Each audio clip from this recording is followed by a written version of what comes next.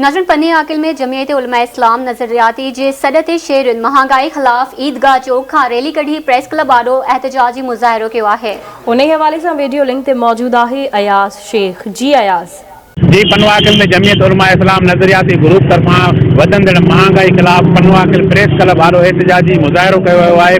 हिते अॻवान मौजूद आहिनि, उन्हनि सां ॻाल्हाईंदासीं त उन्हनि जो छा चवणु आहे। असां मज़लूम अवाम जे तर्जुमानी ऐं फिरियादी आहियूं त हिन मुल्क में इस्लामी निज़ाम आदिलाना ऐं अवाम जी ख़िदमत जे लाइ पंहिंजी जान ऐं माल क़ुर्बान करनि ऐं रोडनि ते अची करे इहो होको ॾियनि त मुस्लमान मज़लूम अवाम सां ज़ुल्म ऐं नाहक ऐं जबर आहे, जंहिंजो गभो मानी अटो महांगो कयो वियो आहे।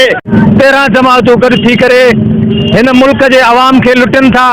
ग़रीब सां तमामु घणो ज़ुल्म थी रहियो आहे। हिन वक़्तु तव्हांजे साम्हूं ॾिसो था, ग़रीब माण्हू पंहिंजे पेट पालण जे लाइ मजबूर थी वियो आहे। हर हिकु माण्हू परेशान आहे, न को तिबी सहूलतूं, न कोई इंसान खे कोई जेको को बि रिलीफ न आहे।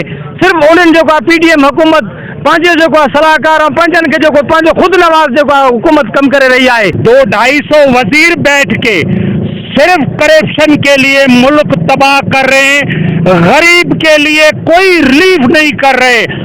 और इन जालिम हुकूमत से खुदा नाराज है और अवाम नाराज है। असल हुकूमत अवाम की है, असल हुकूमत वोट की है, असल हुकूमत कौम की है। मगर ये जालिम हुक्मरान सिर्फ गरीब अवाम को दबा कर उन पे महंगाई जुल्म कर रहे। हुकूमत का यो पुरजोर मुतालबो कयूं था।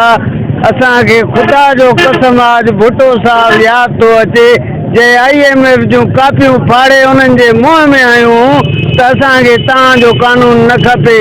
पर अॼु जा ही जेके आहिनि असांखे सम्झ में नथा अचनि त असां ग़रीब अवाम मानी कीअं खाऊं यार।